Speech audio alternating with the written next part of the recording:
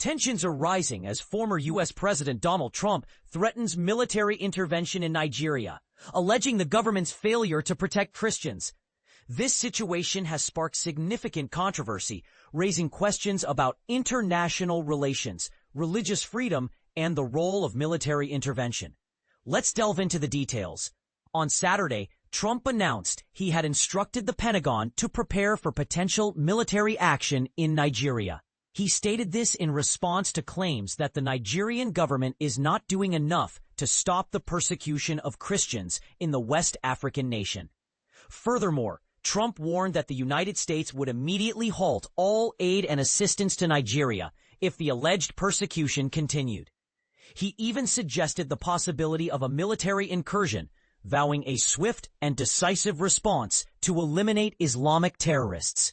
This strong stance followed Nigeria's President Bola Ahmed Tinubu's pushback against Trump's earlier designation of Nigeria as a country of particular concern due to the alleged failure to protect Christians.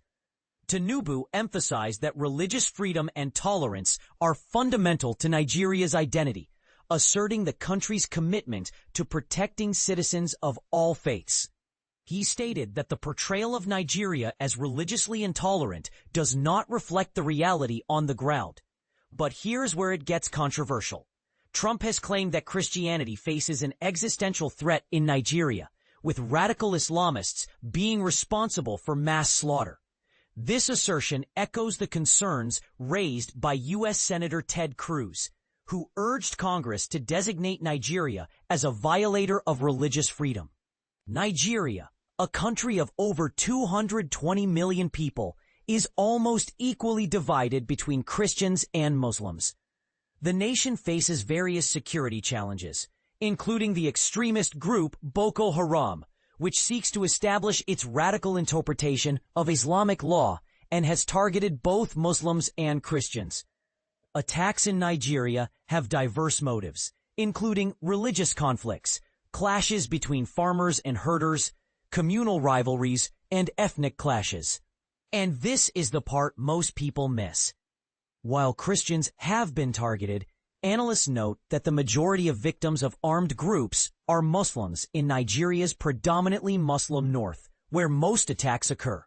Kemi Benfa, a spokesperson for Nigeria's Ministry of Foreign Affairs, reiterated the government's commitment to protecting citizens of all religions, emphasizing that Nigeria, like America, celebrates its diversity.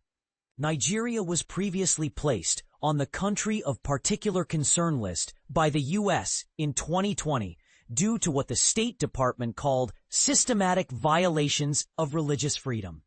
This designation, which did not specifically target attacks on Christians, was removed in 2023, which some observers saw as a move to improve relations between the two countries before a visit by then Secretary of State Antony Blinken. This situation raises several crucial questions.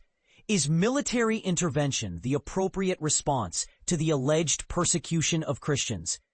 Does the U.S. have the right to intervene in Nigeria's internal affairs? What are the potential consequences of such actions? What do you think? Share your thoughts in the comments below.